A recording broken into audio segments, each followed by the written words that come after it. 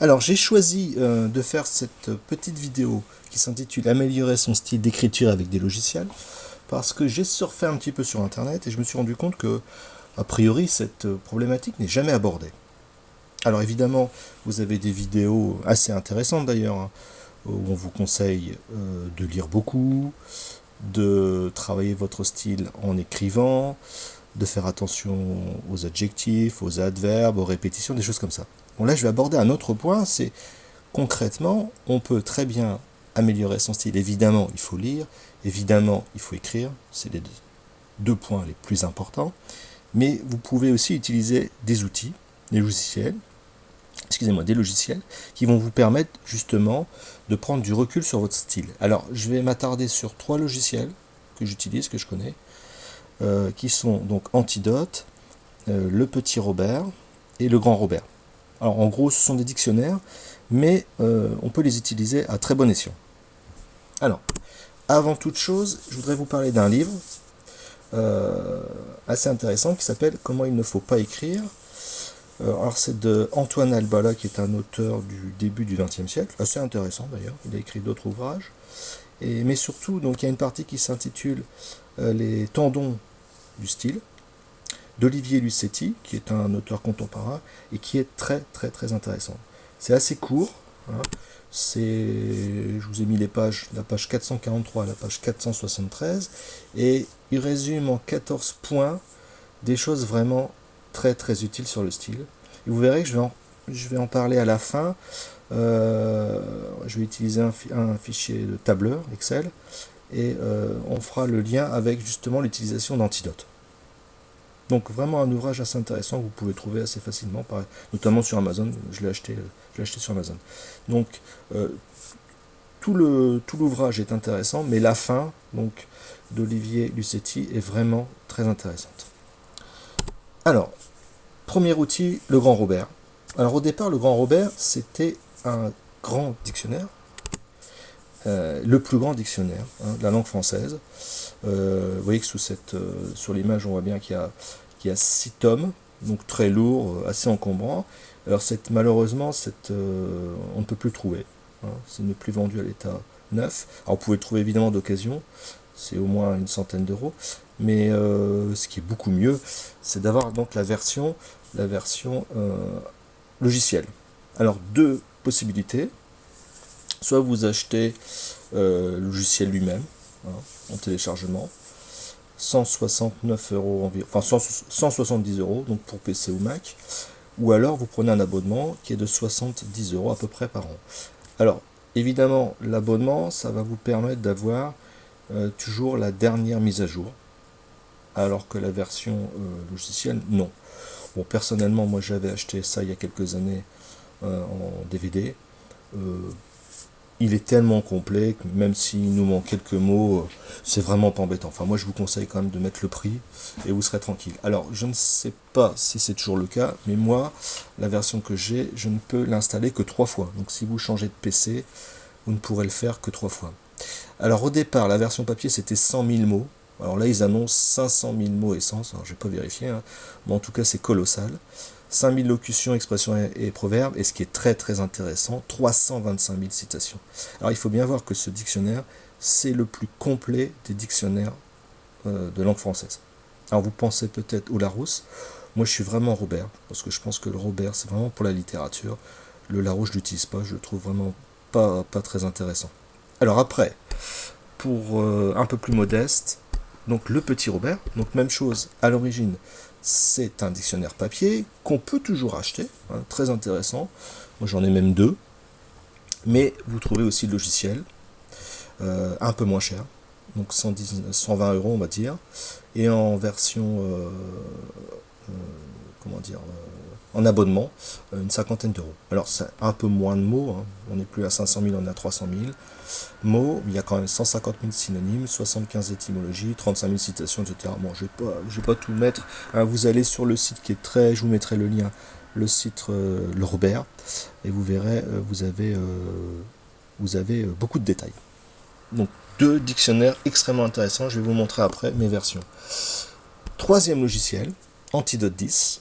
Alors je n'ai pas cette version, j'ai la version 9, la précédente. Il y a eu quelques petites modifs, mais vous verrez déjà ce qu'on peut faire avec Antidote 9, c'est assez exceptionnel. Alors Antidote 10, c'est 119 €, 131 000 mots. Bon, vous voyez que c'est quand même beaucoup moins que les Robert. 15 000 noms propres. L'étymologie, c'est 100 000 mots. 1 million de synonymes. 100 000 antonymes. Les co-occurrences, 900 000, avec des exemples. Les champs lexicaux, 2,8 millions, c'est assez intéressant. Et aussi un conjugueur. Les familles, 18 000. Citations, 295 000. Donc il y a quand même pas mal de citations. Alors donc moi, ce que j'utilise, donc vous voyez que ça date un petit peu. Donc l'Antidote 9, ça va, il est assez récent. Donc le petit Robert, il date un peu, il date de 2012. Et le grand Robert, je n'ai pas retrouvé l'année. Bon, peu importe, il a quelques années déjà. Voilà. Alors il existe aussi chez Robert un correcteur qui m'a l'air assez intéressant, mais que je n'ai pas testé, je ne l'utilise pas, donc je ne peux pas vous en dire plus. Donc voilà pour cette première présentation, et je vais commencer par vous montrer tout de suite ce qu'on peut faire, les grandes lignes évidemment, avec le petit Robert. Alors vous voyez, il y a les icônes, donc ça c'est le petit Robert. Donc c'est un dictionnaire. Alors vous tapez par exemple ici, donc je ne vais pas tout vous montrer, je vais vous montrer les choses essentielles. Par exemple le mot donc littérature.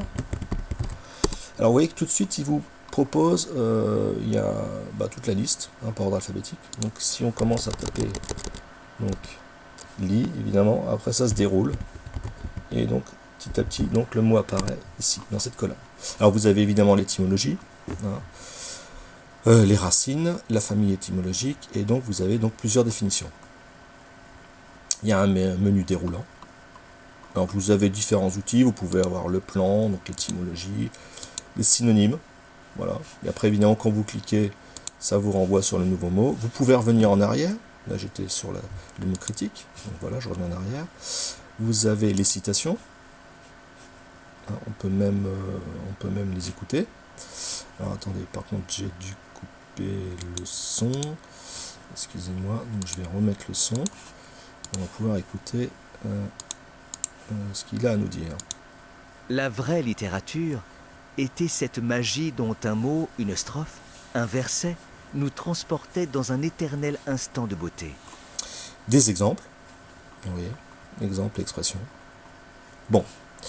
Alors l'outil que j'utilise pas mal, c'est quand je vais faire une recherche. Par exemple, alors le problème, vous allez voir tout de suite, c'est que je vais taper un verbe courant, je sais pas moi, prendre, pour avoir quelque chose d'assez long. Voilà, prendre. Bon. Vous voyez que le menu est très important. Alors si je tape sur, ça c'est le grand Robert, un peu le même principe, prendre. Alors ça a peut-être changé évidemment, l'utilisation a peut-être légèrement changé. Alors pareil, vous avez donc l'étymologie, vous avez la conjugaison qui est très complète. Voilà. Donc les temps de l'indicatif, donc présent, imparfait, passé simple, futur simple, passé composé plus que parfait, passé antérieur, futur antérieur, les subjonctifs. Voilà, il y en a 4, le conditionnel, impératif, présent, passé, et le participe, donc présent, passé. Vous avez la voix active. Je vais revenir au présent. Donc voix active. Alors, par contre, il faut le mettre au temps composé. Vous avez donc voix passive avec l'auxiliaire être. J'ai été pris. Et la voix pronominale. Pronominale, excusez-moi.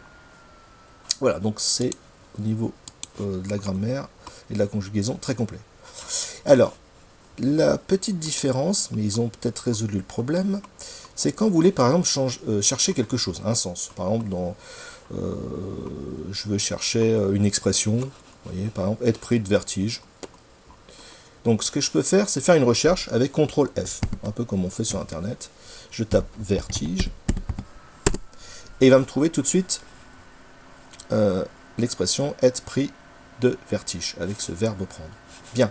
Eh bien, malheureusement, dans ma version à moi, donc je ne peux pas vous assurer qu'ils ont peut-être résolu alors, excusez-moi, c'est une recherche simple, ça je vous montrerai après. Ils ont peut-être résolu le problème. Voilà. Alors, décidément, je fais des bêtises. Alors, attendez, excusez-moi. Sinon, je vais revenir en arrière. Voilà. Donc je ne peux pas faire de recherche avec le CTRL F dans le grand Robert. Donc ça, je trouve que c'est un défaut assez important. Hein. Donc je me sers finalement, alors on pourrait se dire, bah oui, le grand Robert il est beaucoup plus complet, je ne vais pas me servir du petit Robert. Et bien si, en fait, le petit Robert, qui présente à peu près la même structure, hein, au niveau des paragraphes, puisque c'est de la même famille, le même éditeur, c'est Robert. Donc je m'en sers souvent comme ça, en faisant donc des recherches. Hein.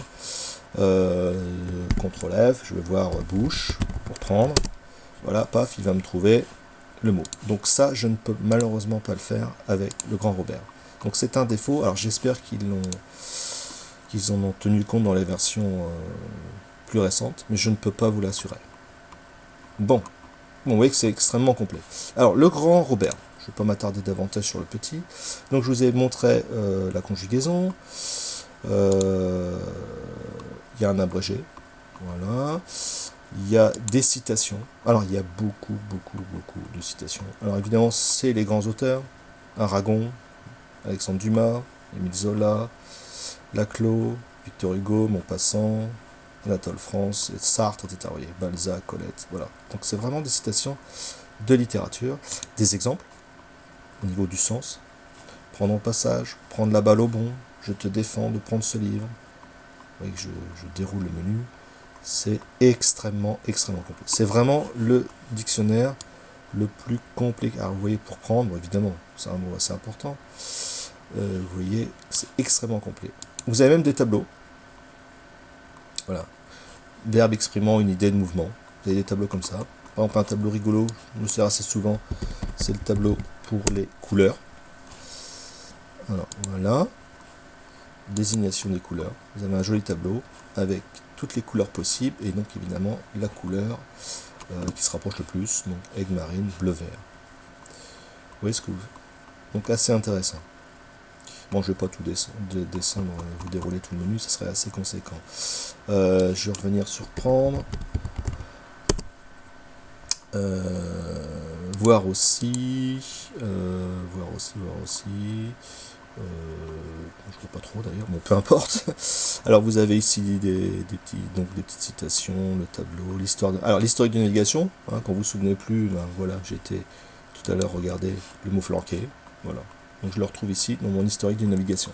Chose assez intéressante, vous pouvez faire des recherches avancées, et notamment des recherches, alors je ne vais pas tout vous montrer parce que c'est assez complet, des recherches de citations.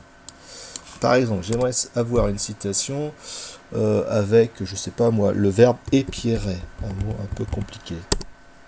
Voilà. Et ben j'en ai une de Balzac, épiairer son chemin des calomnies. Vous voyez? Alors là, j'ai pris un mot peut-être un peu trop rare. Si je mets diatribe, il y a peut-être davantage. On va essayer. Alors là, vous voyez, j'ai 5 résultats. Il mêle à la violence de ces diatribes une pitié indulgente, Proust, voilà, grand auteur, de nouveau Proust, François Mauriac, la pitoyable diatribe d'un aumônier militaire du Maroc. Alors ça peut être évidemment beaucoup plus de citations. Si je tape, je sais pas moi, le mot ciel, là je vais en avoir à mon avis beaucoup. Voilà, j'en ai au moins 29 pages, j'ai 1653 résultats. Rimbaud, mes étoiles au ciel avaient un doux froufrou, etc. Alors vous pouvez faire une recherche par auteur. Bon, je ne vais pas tout vous montrer. Alors voilà ce que j'utilise le plus au niveau du Robert. Alors ensuite, je vous ai monté le petit Robert, donc le grand Robert. Vous voyez, donc le grand Robert est beaucoup plus complet. Évidemment, il est plus cher. Antidote. Alors Antidote, c'est un logiciel québécois, donc du Canada. Alors ils font des excellents logiciels, hein. Les Québécois ils sont assez forts pour défendre notre jolie langue française, et donc ils ont ce fameux Antidote, et ils en sont déjà à la version 10. Donc moi c'est la version 9. Alors c'est un dictionnaire. Déjà, première chose, c'est un dictionnaire. Vous voyez, j'ai mis le mot pourpre. Donc j'ai définition, rouge foncé, j'ai des synonymes, alors que j'avais pour le petit Robert. Hein. Alors pour le grand Robert, c'est plus délicat pour trouver des synonymes, mais on les trouve. Hein. C'est vrai que pour le petit Robert, je l'utilise aussi beaucoup pour les synonymes. Je les ai là, vous voyez, donc là le verbe prendre, saisir, intercepter, toucher.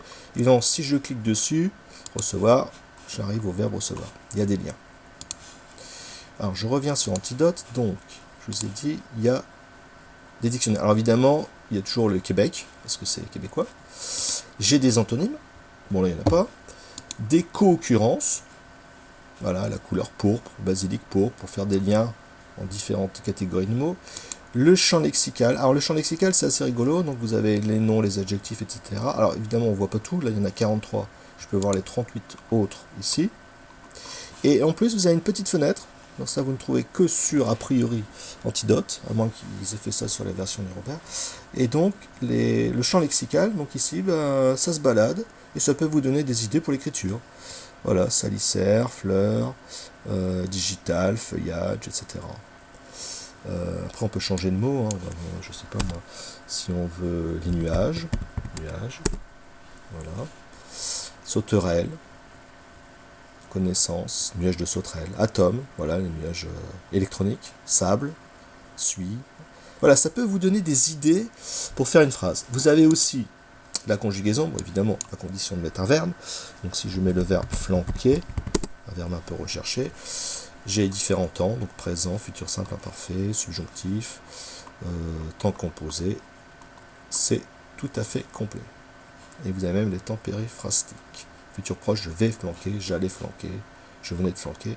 Très complet. La famille.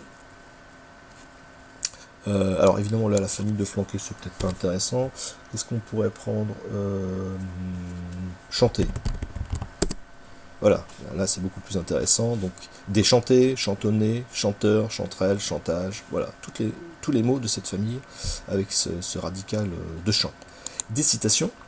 Alors là les citations, ça commence par des citations littéraires, Honoré de Balzac. Alors après il y a des auteurs un peu moins connus, j'imagine qu'il y a des auteurs québécois, et ça finit souvent avec des citations qui ne sont pas littéraires, mais des journaux. Libération, Le Temps, c'est Suisse, Le Monde, CNRS, bon là c'est le Centre National de Recherche Scientifique, Le Devoir, voilà. On va plus du côté journalistique, les journaux. Historique, donc ce qu'on appelle l'étymologie, la racine du mot. Assez bien fait, vous voyez, évolution graphique, comment a évolué ce mot chanté au cours du temps, donc du 11e au 21e siècle. Et vous avez un visuel, alors pas pour tous les mots, par exemple si je mets le mot camion, voilà, j'ai un petit visuel. Bon.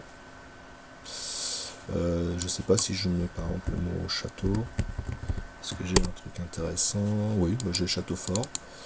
Il me l'a enlevé. Bon. Ah oui, vous pouvez le visuel intégrer en JC. Bon, après il y a des versions, voilà. Bon, alors ça c'est la partie dictionnaire. Pour moi c'est pas le plus intéressant, alors je m'en sers quand même. Je m'en sers pour les citations, en appui, en plus, du petit Robert et du grand Robert. En fait je me sers des trois. Je me sers des trois dictionnaires, donc quand j'écris j'ouvre les trois. Et c'est vrai qu'ils se complètent. Même si, il faut l'avouer, le grand Robert est beaucoup plus complet, mais il possède les inconvénients de ses avantages, c'est-à-dire que il est tellement complet qu'on peut très bien s'y noyer. Il y a beaucoup de choses, et des fois ça peut être long de chercher des informations dans le grand Robert. Bien. Antidote, il y a une autre utilisation comme correcteur. Alors, j'ai ouvert un Word. Alors, j'ai pris un texte tombé dans le domaine public. Hein, c'est Madame Bovary de Gustave Flaubert. Pourquoi ? Notamment parce qu'il est beaucoup cité dans les tendons du style, et que c'est vrai que personnellement, je trouve que cet auteur, au niveau du style, c'est un des plus grands auteurs. Pour moi, c'est un des plus grands, avec Victor Hugo, avec Zola, avec d'autres, avec Proust, mais bon, c'est vraiment une référence au niveau du style. Bon, Flaubert était connu pour travailler, retravailler ses manuscrits, jusqu'à l'épuisement. Il était, on va dire, obsédé par son style, et c'est vrai que Madame Bovary, c'est vraiment un ouvrage au niveau du style qui est un véritable chef-d'œuvre. Donc je vais m'appuyer sur cet exemple pour vous expliquer ce qu'on peut faire avec Antidote, parce qu'on peut faire des choses extrêmement intéressantes. Alors qu'est-ce que j'ai fait ? J'ai ouvert ce Word, simplement j'ai fait CTRL-A, j'ai tout sélectionné, et j'ai fait Antidote est là. En fait il est intégré, quand vous mettez Antidote, il va l'intégrer à Internet, à Word, au PowerPoint, etc. Il va l'intégrer au logiciel. Donc vous pourrez l'utiliser avec différents logiciels. Et donc j'ai fait correcteur. Alors je l'ai fait avant parce que ça prend du temps, parce qu'il y a quand même 357 pages, donc le logiciel met quelques minutes. Bon, c'est pas non plus, je sais pas chronométré, on va dire 4-5 minutes pour traiter un roman. Bon, si c'est 2 pages, ça va extrêmement vite. Et donc, le voici. Donc le texte apparaît ici. Donc vous avez le texte et vous avez donc les erreurs qui peuvent être en rouge, des coquilles, etc. Il va vous signaler donc les erreurs.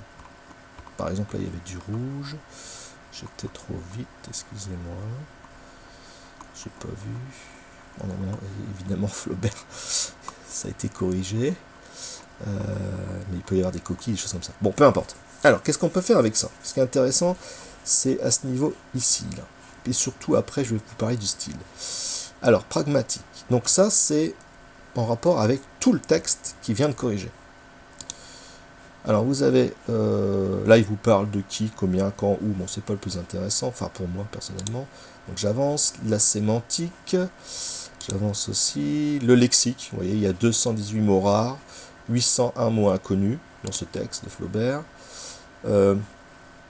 Les incises, bon, je passe, c'est pas le plus intéressant. Alors, 3222 paragraphes, 7918 phrases, 120 294 mots. C'est important parce que vous allez voir, après, j'ouvrirai un Excel et on va retrouver ce nombre de mots de 120 000 pour Flaubert. Les performances au niveau des erreurs, vous voyez que là, c'est druide parce qu'il y a une erreur pour 100 mots, donc c'est extrêmement peu. Enfin, a priori, en fait, il n'y a pas d'erreur. Les classes d'erreurs, bon, peu importe, c'est pas très intéressant. Alors les catégories principales, alors on voit que par exemple le mot le plus présent dans Madame Bovary, c'est le verbe être, après c'est avoir, après faire, dire, après c'est Emma, bon, évidemment c'est l'héroïne, plus aller Charles, voilà, son mari, voir, madame, etc. Bon, c'est pas le plus intéressant. Alors, l'étymologie, je passe au niveau des vieilles anglais, turcs, etc. Les temps, alors ça c'est déjà plus intéressant. Donc évidemment, on n'est pas étonné de se rendre compte, c'est un roman, que le temps majoritaire c'est le temps du passé, un petit peu de futur, un petit peu de présent. Bon, il y a certainement un peu de subjonctif, un peu de conditionnel, mais on ne les voit pas. Les verbes, adverbe, nom propre, nom commun, adjectif, vous avez le nombre ici. Donc ça, très intéressant, on va en parler après, pour le style. Les catégories, alors là, très très intéressant. Donc les noms prompts, 2600, le nom commun, les adjectifs, les verbes. Alors après, on peut distinguer avec auxiliaire, sans auxiliaire, etc. Les adverbes, principaux, comparatifs, négatifs, etc. Les pronoms, personnel, impersonnel, avec le nombre, démonstratif, exclamatif, interrogatif. Les déterminants, vous avez le listing ici, les numéros, les prépositions, les conjonctions, coordination, subordination. Et après, vous pouvez évidemment les retrouver dans le texte. Vous les avez en couleur. Les interjections, les signes de ponctuation, 21 435, etc. Je descends. Vous avez les groupes nominaux, les groupes prépositionnels, les groupes verbaux, les parenthèses. J'étais trop vite pour les groupes verbaux. Voilà, verbes principaux, propositions conjonctives, les incises, infinitifs, participiales, relatives. J'avance, les sujets, compléments d'objet, donc COD, CO, etc., attributs, épithètes, attributs du sujet, attributs du CO2. Donc au niveau de la grammaire, au niveau de l'analyse qu'on peut faire d'un texte, voilà, c'est très complet. L'infinitif, indicatif, subjonctif, les participes, passé, présent. Vous voyez qu'on peut de cette manière analyser les genres des mots. Bon, là c'est plus anecdotique. 19 000 mots masculins, 16 000 féminins. Voilà. Rectification. Et on peut faire des recherches. Je crois que je suis arrivé au bout. Voilà pour ce menu, on va dire à gauche. Vous avez aussi la langue ici, avec les erreurs. Vous voyez ce qu'il propose. Bon, des fois il se trompe, hein, évidemment. N'importe un nom. Bon, là il y a une petite erreur avec, j'ai l'impression qu'il y a une virgule. Bon, peu importe. La typographie est beaucoup plus intéressant, c'est ce qui nous intéresse aujourd'hui, le style, ici, le style. Et vous avez 3 colonnes, répétition, tournure, vocabulaire. Je commence par répétition. Alors vous avez les résultats, donc le nombre de répétitions. Alors, il y a 1378 répétitions, pourtant Flaubert était obsédé au sujet des répétitions. Voilà. Et apparemment, il y en a. Alors il était obsédé pour, on va dire, des répétitions dans un même paragraphe ou dans une même page, évidemment. Après, le mot Emma, forcément, il est obligé de le répéter. Le mot étude, vous voyez, il le répète 2 fois. Proviseur 2 fois, bon, c'est un peu logique. Tournure, très intéressant. Les phrases longues, 188. Les phrases passives, en général, on essaie d'éviter dans le style. C'est plus lourd, 71, donc pas tant que ça finalement. Les phrases impersonnelles, les phrases participiales, on évite aussi. Les phrases non verbales, 112. Alors, ça c'était dans tournure. Le vocabulaire, pléonasme, 10. Niveau de langue, inconvenant, faussant. Alors, j'ai oublié des choses. Ah, c'est là, voilà, très intéressant. Les verbes ternes. Les verbes ternes qu'on évite d'employer, comme être, avoir, faire, aller, prendre. Hein, des verbes qui ne sont pas très précis, des verbes qu'on va éviter d'utiliser, ce qu'on vous conseille toujours, de remplacer ces verbes dits entre guillemets ternes. Eh bien, avec cet outil, donc ici, le style, plus ce que je vous ai montré ici, au niveau des statistiques, on peut faire un travail comme j'ai fait ici, qui vous est conseillé de faire dans, je vous ai dit, le livre des tendances du style, hein, d'Olivier Lusetti, qui est extrêmement intéressant. Alors, donc j'ai fait ce travail ici, je vous montre. Alors, j'ai introduit donc les données de Madame Bovary, ici. Alors ça, c'est un roman qui est un de mes romans qui est en cours, qui n'est pas fini. Pour l'instant, il a un titre comme ça, Eléran.